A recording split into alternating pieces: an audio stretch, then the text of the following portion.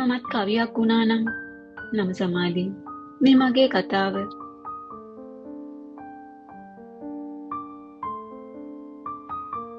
මම ප්‍රශ්නය ගේ ඇතුළම විසඳගන්න හිතුවද මගේ අම්මා අයියා ඒක ලෝකෙටම අරන් ගිහින් තිබුණා.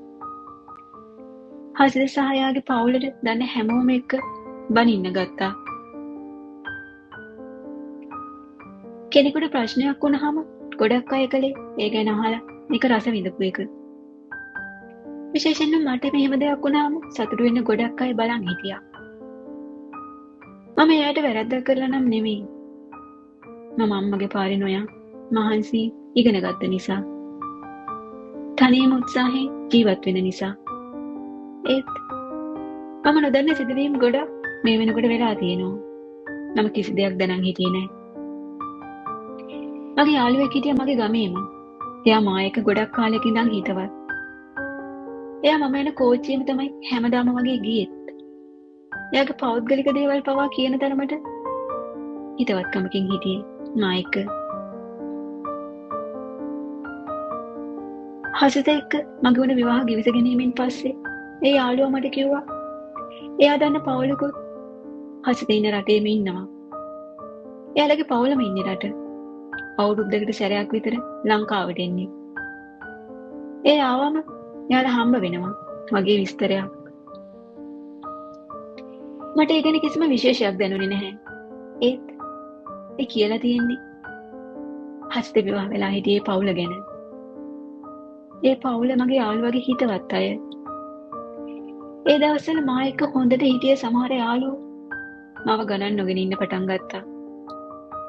සමහර අය විහිළු කළා හසිත ඒක ආවා හරි හොයාගෙනද දන්නේ නැහැ කියලා.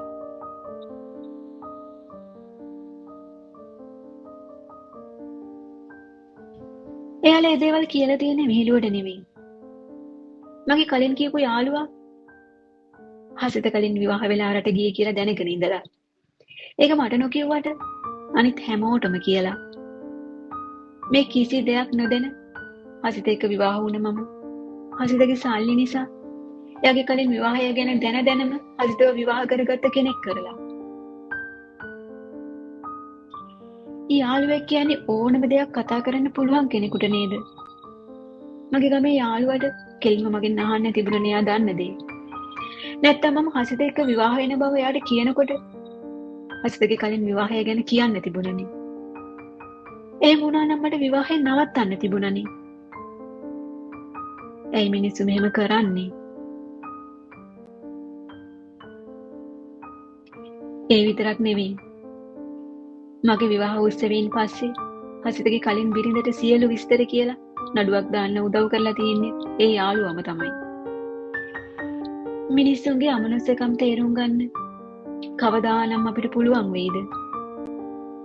මගේ යාළුවා මට ඒ වගේ විනාශයක් කළාට මම අදට එයා මට කියපු හැම රහසක්ම රකින්නවා. මම ජීවත් වෙනකම් මේ රහස් හැටියටම රකින්නවා. මම ඔයාලට කිව්වා හසිත මට කියපු කතාව මම දැනුත් කියනවා. මම දන්නේ නැහැ කතාවේ කොයිතරම් දේවල් ඇත්තද කියලා. ඒත් මම හසිතට විරුද්ධව පියවරක් ගත්තේ නැහැ. හේතුව හසිත කියපු කතාව ඇත්ත නම් එයාගෙන් පරිගන්න හිතන එක දවසක මගේ හිතට බරක් වෙන නිසා.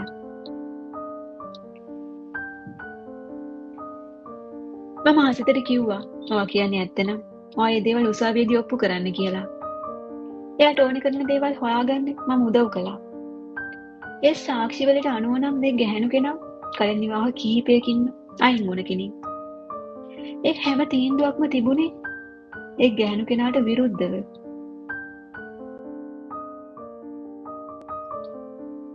ඔයාලා කියන්න මට මම හිතපු විදිහ වැරදිද? හසිත කරදරයක නම් වැටිලා ඉන්නේ. මම නිහඬව එයාට ප්‍රශ්නය විසඳ ගන්න දුන්න එක වැරදිද? මේ ප්‍රශ්න වෙනකොට මම කැනඩා විශ්වවිද්‍යාලයට යන්න සූදානම් වෙමින් හිටියේ. හසිතට ඕනේ වුණා ඉක්මනින්ම මාව කැනඩාවට යවන්න. මේ ප්‍රශ්නේ මාව දුරස් කරන්නයි හසිතට ඕනේ වුණේ. හසිත ඒ වෙනුවෙන් සල්ලි වියදම් කළා. හැමදේම සූදානම් කරගන්න මට උදව් කළා. මම මගේ අධ්‍යාපන කටයුතු සඳහා කැනඩාවට ගියා. මට විතරක් නෙමෙයි. හසිත එයාගේ කතාව අපේ අම්මට අයියට තාත්තට පවා කිව්වා. ඒ අය හසිතට තියා මටවත් හයියක් වෙන වචනයක්වත් කිව්වේ නෑ. හැබැයි මම රට යන එකට නම් ඒ අය සතුටු වුණා.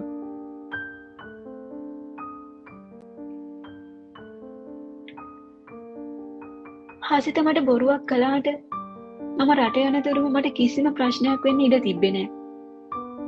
එයාලගේ පවුලේ අයත් හැමෝම ආදරෙන් සැලකුවා. මම මොනතරම් සමාජය එක්ක ගැටුණත් ඉගෙන ගත්තත් මිනිස්සු තේරුම් ගැනීමේදී මට වැරදුනාද මන්දා. කොයි දේ කොහොම වුණත් මම කියන්න බැරි තරම් කලකිරීමකින් හිටියේ. මගේ ජීවිතේ මම වාසනාවන්ත වුණේ ඉගෙනීමේදී විතරයි. ඒක වාසනාවම නෙමෙයි, මගේ උත්සාහය. මම කැනඩාවට ගියේ පෞල් ජීවිතයක් ගැන තිබුණු බලාපොරොත්තු වලින් 3න් 2කටත් වඩා අතෑරලා. ජීවිතේ පළවෙනි වතාවට විදේශයකට ගියත් පුරුදු තැන, පුරුදු රටක් ගානට මේ ජීවිතය පහසු වුණා. මම හිතන්නේ පුංචි කාලේ ඉඳන් මම මෙන්න කටුක අත්දැකීම් මේ ජීවිතය සැහැල්ලු කරන්නේ නැති.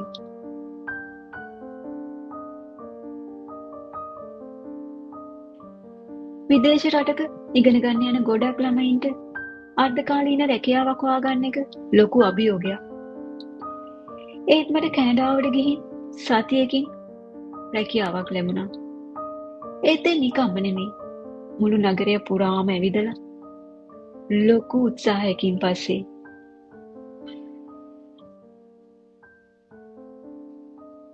හසිත නිතරම කතා කළා. මගේ විස්තර හැමදාම හොයලා බැලුවා. ඒත් අපේ ගෙදර අය එයාලා කතා කළේ හසිත අපේ ගෙදර ගිහින් හැමතුමක් ගත්තොත් විතරයි. අම්මා තාත්තා නම් ඒ කතා කරද්දී ආදරෙන් කතා කළා. ඒත් අයියා එයා වැඩි හැඟීමකින් කතා කළේ නෑ. මගේ විස්තර අහන්න බැරි තරමට එයා කාර්යබහුලයි.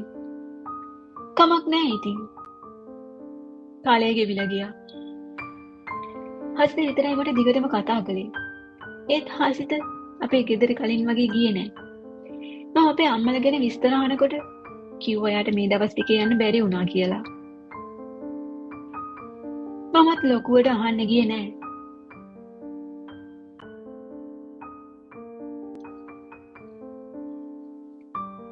මගේ උපාධිය සම්පූර්ණ කළා මම. මට වසර 2ක වීසා බලපත්‍රයක් ලැබුණා. ඒ නිසා මම තවත් වසරක් වමන කාලයක් රැකියාව කළා. ඊට පසු මම සති 3ක නිවාඩුවක් සඳහා ලංකාවට ආවා. මම එන බව දැනන් හිටියේ හසිත විතරයි.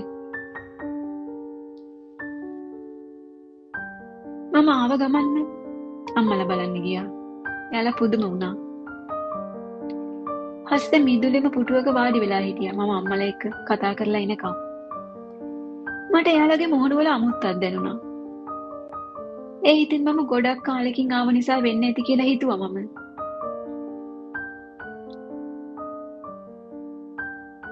හසිතයි තාත්තයි නම් ලොකු සුහද කතාවක්.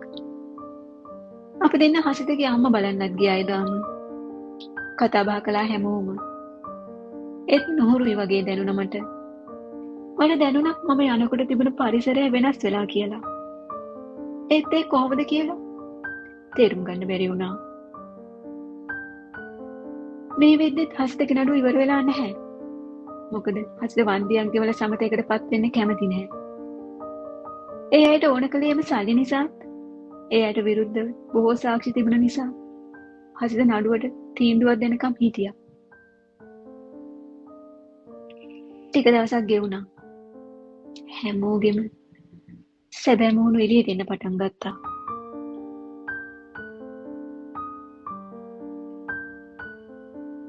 හසිතගේ කතා බහ හැසිරීම තුළ කලින් තිබුණ ලෙන්ගතුකම මට දැනුනේ නැහැ.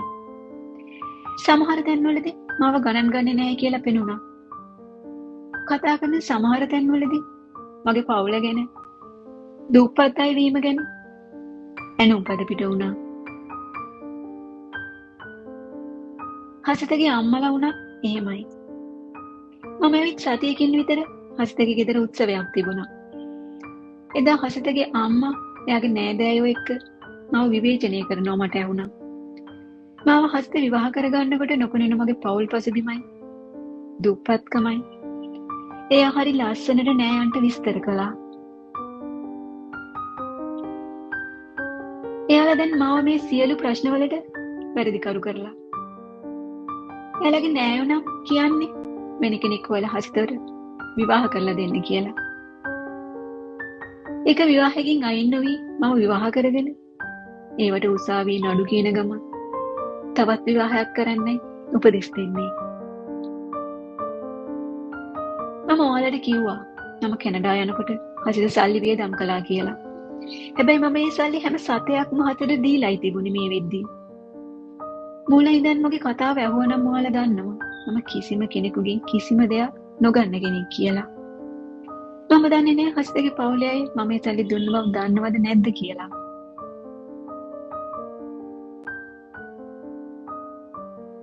මම එදා තේරුම් ගත්තා එයාලා මාව පාවිච්චි කරපු බව. එදා මම එයාලට විරුද්ධව නීතිය ඉස්සරහට ගියා නම් එයාලගේ පවුලටම නිදහසට කාරණා නැති වෙනවා. මම ඒ දේ හොඳ ආකාරවම දැනන් හිටියා. මම නිහඬ වුණේ එයාලට රැවටිලා නෙමෙයි. අක්කටයි නංගිටයි දුවලම දෙන්නෙක් හිටියා. මේ ප්‍රශ්න ලෝකේ ඉස්සරහ ප්‍රසිද්ධ වුණාම දවසක නිරපරාධයේ අහිංසකයන්ට වන්දි ගෙවන්න වෙයි කියන හැඟීම නිසා. හරියට මට වුණා වගේ. මම හසිතට පැහැදිලිවම කියපු දෙයක් තිබුණා. මම කවදාවත් රණ්ඩු කර කර ඔයාව ළඟ තියාගන්න දඟලන්නේ නෑ. ඔයාට වෙන කෙනෙක් ගැන කැමැත්තක් ඇති වුණොත් හරි, මගෙන් අයින් වෙන්න හිතුනොත් හරි, මට ඒක කෙලින්ම කියන්න. මම යනවා කැමැත්තෙන්ම. ඒත් බොරු කරන්න නම් එපා. මට ඉවසන්න බැරි එකම දේ බොරුව කියලා.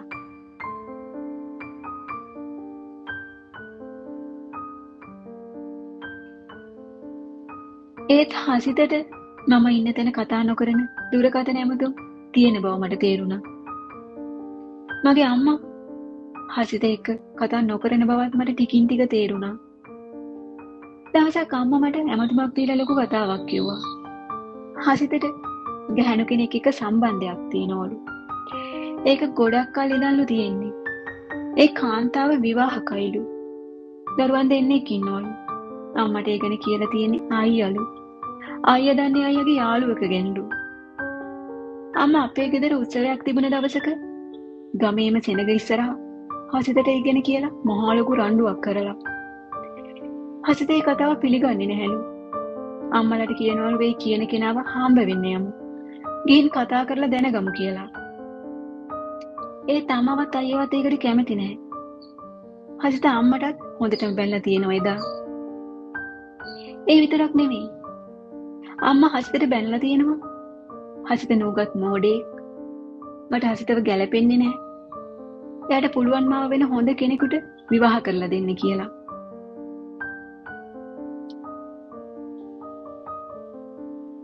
මම අම්මගෙන් ඇහුවා අම්මා දන්නවද ඒ ගැහණු කෙනාව කියලා. අම්මා දන්නවලු. කොහෙද ගෙවල් තියෙන්නේ කියලා ඇහුවා. ගේ තියෙන තැනක් කිව්වා. මම අයියාගෙන් ඇහුවා අම්මා කියපු දේ. අයියාට කිව්වේ අයියාගේ යාළුවෙක්ලු. මම ඒ යාළුවා හමු වෙලා මේ ගැන දැනගන්න ඕනි කිව්වා අයියට. අයියා කැමති වුණේ නැහැ. ඒ වෙලාවේ අයියා කිව්වා ඒ සම්බන්ධය ගොඩක් කාලයකට කලින් තිබිලා තියෙන්නේ කියලායි යාළුවා කිව්වේ කියලා. මට පැහැදිලි වුණේ මෙච්චරයි. අම්මා මේ තරම් ලොකු සිදුවීමක් නිර්මාණය කළේ කිසිම දෙයක් තාවුරු කර නොගෙන කියලා. මම මේ දේ ගැන හසිතකින් දැනගන්න ඕනෙනි කලින්ම. මම කතා කළා හසිත එක්ක. ලොකු රණ්ඩුවක් ඇති වුණාලු ගමක්ම ඉස්සරහා. හසිත එහෙම කෙනෙක් ගැන දන්නේ නැහැ. අම්මට ඒ කිව්වලු මිනිස්සු ඉස්සරහා කෑ ගහලා මෙහෙම විහිළුවක් වෙන්නේ නැතුව ඔය කියන ගැහණු කෙනා ඉන්න තැනකට ගිහින් කතා කරලා ප්‍රශ්නේ විසඳගමු කියලා. ඒ ඉල්ලීම නිවැරදි. සාධාරණයි.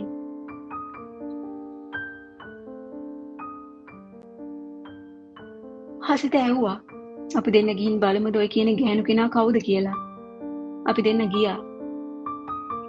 ඒ තම්ම කියපු විස්තරය අනුව එහෙම ගෙයක්වත් කෙනෙක්වත් ඒ ගමේ නැහැ. මම ඒ ගැන ඇහුවා අම්මගෙනුයි අයියාගෙනුයි. හසිත බොරු කරනවා. හසිත සැලසුම් කරලවා කරන්න කියලා තවත් ഘോഷාවක් විතරයි. අම්මවත් අයියවත් කියපු කෙනෙක්වත් දැකපු කෙනෙක්වත් එලි කරන්න කැමති නැහැලු. මොකද ඒ අම්මලව විශ්වාස කරලා ඒ දේවල් කිව්වේ. මට හොයා ගන්නලු. මට නඩු දාන්නලු. පොලිසියට යන්නලු. එතකොට යාලා උත්තර දෙන්නලු.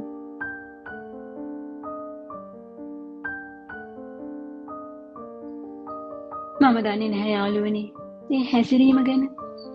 කිසිම සාක්ෂියක් නැති හේතුවකට ලෝකයක් ඉස්සරහා විහිළුවක් වෙලා අපි හැමෝම. විහිළුවක් වෙලා නෙමෙයි. විහිළුවක් කරලා.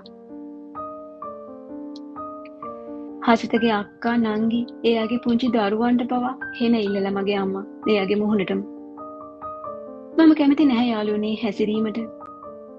ජීවිතය කියන්නේ ප්‍රශ්න සහ පිළිතුරු තමයි. පෞද්ගලික ප්‍රශ්න පෞද්ගලිකවයි විසඳන්න ඕනේ. ඒකට නේද මම මේ තරම් දේවල් ඉවසුවේ.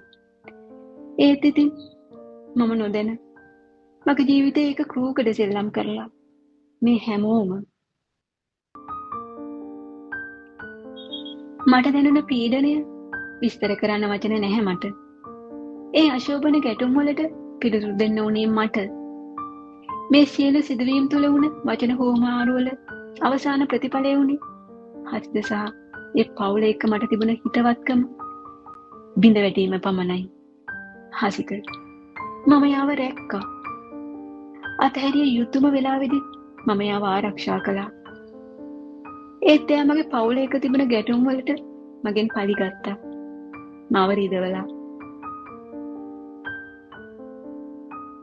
මම හසිත එක්ක කතා කරන්න උත්සාහ කළා මේ ප්‍රශ්න.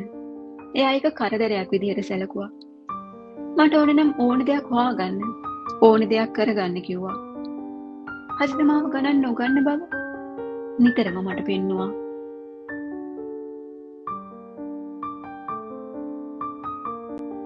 මට දැනෙන ලොකුම ගැටලුව වුණේ හසිත එයාගේ දුරකථනය මැණිකක් වගේ ආරක්ෂා කළා. මම දැන නොගත යුතු දේවල් ඒ දුරකථනය තුල තියෙන නිසා නේද? හසිතකින් මම නිතර ඇහුවා ඇයි ඔය තරම් දුරකථනය පරිස්සම් කරන්න කියලා. තියෙන දෙයක් කියන්න කියලා. බොරු කේන්තියක් කරන් පිළිතුරු දීම මගේ ඇරියා හැමදාම.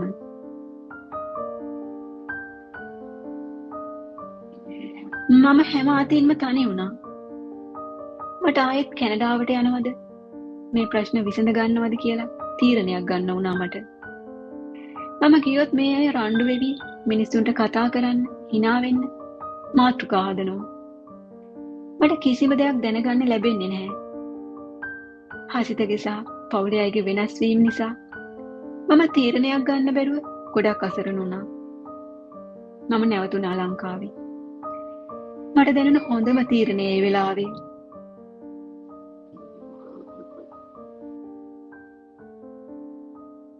මම පුදුම විදිහට කඩා වැටුණා.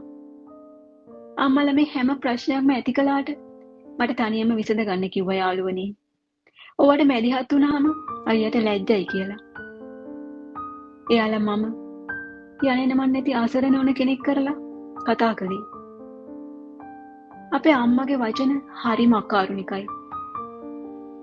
මගේ ප්‍රශ්න මට විසඳ ගන්න නොදී අවුල් ජාලයක් කරලා එයාලා පැත්තකට වුණා. මට එයාලා ගැන තරහකට වඩා කලකිරීමක් දැනුණා. මම ආයෙත් ඔයාලට කරදරයක් වෙන්නේ නැහැ. කවදාවත්ම කියලා. මම පිට වුණා මගේ උපන්දා සිට හැදුනේ ගෙදරින්. හසිත. එයාගේ හැමදේම බෙදාගත්තේ එයාගේ පවුලේ අයත් එක්ක.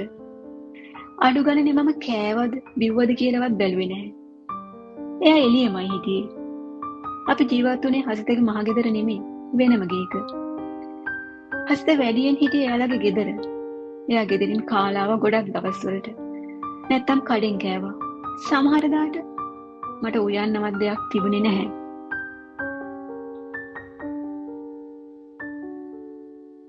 මම හිටියේ පීඩනය එක්ක කන්න බොන්න ආසාවකුත් නැහැ. මට සල්ලි තිබුණා. ඒ වුණත් මට උවමනාවක් තිබුණේ නැහැ කෑම බීම ගැන. මම හොඳටම අසනීප වුණා දවසක්. තදින්ම වුණ. මම බෙහෙත් ගන්න යනකොට හසිත ආවා මා එක්ක. ඒත් එයා එළියට වෙලා හිටියා. මම දන්නවා ඒ සල්ලි ගෙවන්න වෙන නිසා වෙන්නේ නැති කියලා. මම රට ඉඳන් ආවට පස්සේ බෙහෙත් පෙත්තකටවත් සල්ලි වේදම් කරන්න අකමැති වුණා මා වෙනුවෙන්. මට ඒක තේරුණා හොඳටම. මම ඉස්සරත් හසිතකින් කිසි දෙයක් ගත්තේ නැහැ. එයාට දුන්න නිසා. මම රැකියාවක් කරපු කෙනෙක්නේ. මට කන්නම බැරුව ගියා.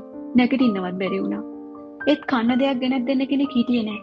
මම හසිතට සල්ලි දීලා මට කලින් කෑම එකක් ගෙන්න ගත්තේ. මම තේරුම් ගත්තා. හසිතට මගේ ආදරයක් නැහැ. අනුකම්පාවක්වත් නැහැ. කොටින්ම හසිතට මාව දැනෙන්නේවත් නැහැ. දවසක් හවස මම නාන කාමරේ ඉඳන් එනකොට හසිත ලොකු කතාවක් කා එක්කද. ඒක WhatsApp වීඩියෝ කෝල් එකක්. මම දැක්කා ඒ කතා කරන්නේ ගැහණු කෙනෙක් එක්ක බව. එමෙතන ඉක්මනින් ඉවර කළා හසිත. මම ඇහුවා හසිතගෙන් මම දැක්කා කතා කරේ ගැහණු කෙනෙක් එක්ක කියලා. අපි කෙලින් කතා කරමු හසිත කියලා.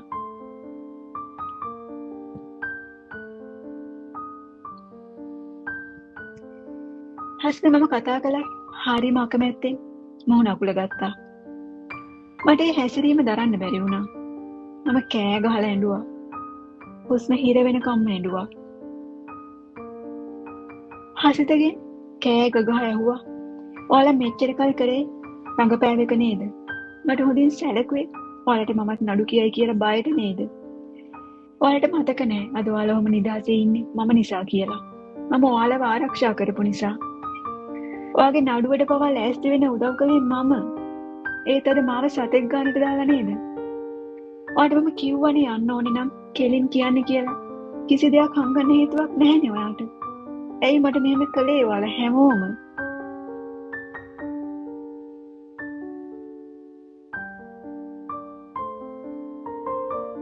හසිත නිරුත්තර වුණා මොහොතකට. සමහර විට එයා බය වෙන්නේ නැති. මම හුස්ම හිර වෙලා මැරෙයි කියලා. හරි මම කියන්නම්. හසිත කතාවකට මුල පිරුවා. හසිතට කිසිම කෙනෙක් එක්ක සම්බන්ධයක් නැතිලු. ඒ කතා කළේ රට යවන තැනකින්ලු. හසිතට තවත් ලංකාවේ ඉන්න බෑ මේ වුණ ප්‍රශ්න නිසා. ඒ නිසා එයා රට යන්න උත්සාහ කරන්නේ. ඒත් ඒක මේ තරම් හංගන් කතා කරන්න දෙයක් නෙවෙයි නේද යාළුවනි? මම පිළිගන්නේ කොහොමද ඒ හේතුව? ඒ ගැහණු කෙනා රට ඉන්න කෙනෙක්ලු. මම තේරුම් ගත්තේ හසිත කලින් වගේ මේ ගැහණු කෙනා එක හිතවත් වෙලා ඒ මාර්ගෙන් රට යන්න වෙන්නේ නැති මේ උත්සාහය.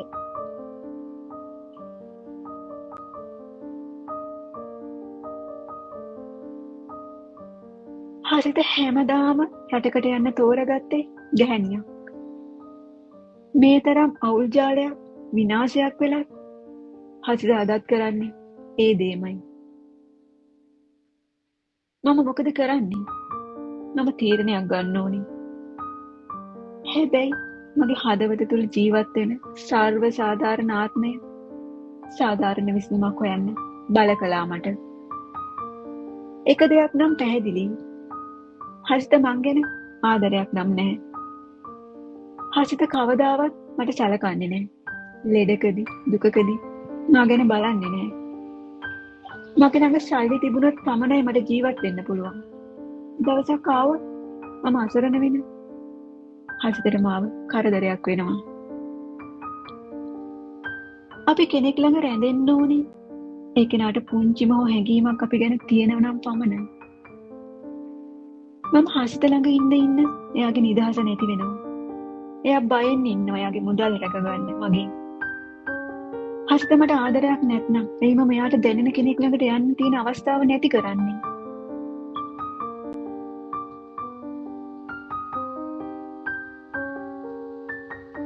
හසිත කිසිම දෙයක් හරියට කරන්න තේරෙන කෙනෙක් නෙමෙයි. ඒ නිසාම එයා කරදරවල පැටලෙනවා වැඩි. ඒත් ඒක තේරුම් ගන්න පුළුවන් තැනක හසිත නැහැ. මම හසිතව එයාගේ පවුලේ අය, මගේ අම්මා, තාත්තා, අයියා හැමෝම නිදහස් කළා මගේ ප්‍රශ්න වලින්. එයාලගේ ජීවිත වලින් මම නික්ම යා යුතුයි. එයයි මගේ තීරණය. ඒත් හසිත මට පිට වුණා එක මොහොතක. කැනඩා යන ගමනේදී එයා කළ උදව්ව මට මතකයි මැරෙන තුරාවටම. මම උත්සාහ කළා හස්තර රටකට යන සුදුසු ක්‍රමයක්. මට පුළුවන් වුණා මගේ යහළුවෙකු උදව්වෙන් හස්තගේ හීනය ඉටු කරලා දෙන්න. තවත් ගෑණියකගේ උදව්වක් නොමැතිව. හසිත එයා ගියා. එයා යන්න ආසාවෙන් හිටි ගමනාන්තයට තනිවම. ඒ වෙනකොට හස්ත නඩුවෙන් නිදහස්. වන්දියක් නොගෙවාම එයා දැන් නිදහස්. තනිකඩ කෙනෙක්. මම කොහෙද යන්නේ දැන්? සමුදුන්නා ලස්සන පවුලක් තනන්න හීන බැලු ඒ නිවසට. පොන්චි කාමරයක් ඇතිනේ මට ජීවත් වෙන්න. මගේ අම්මා, තාත්තා, අයියා සතුටින් සිටිය යුතුයි හැමදාමත්. මගේ අයියාගේ නමින් ස්ථිර තැන්පතු ගිණුම් කීපයක් විවෘත කළා. පවුල නීතිඥයා වෙත බාර දුන්න අය. නව කරදරයක් වුණ තැනින්, නව ලැජ්ජාවක් වුණ තැනින් හැකීමට දැන් නික්ම යාමට මටත් තිබිය යුතුයි. කොහේ හෝ තැන නිහඬව ජීවත් වීමට. මම අද ඉගිල යමි. මේ මහා සමුද්‍රින් එහා මගේ අලුත් නවා තැන වෙත ආයෙත් නොඑන්නම. 1000ක් ප්‍රශ්න මැද මා ලැබූ අධ්‍යාපනය පමණයි මගේ ආරක්ෂාවට පිහිටට ඉතිරි වීමට. සතුටින් ඉන්නවල හැමෝම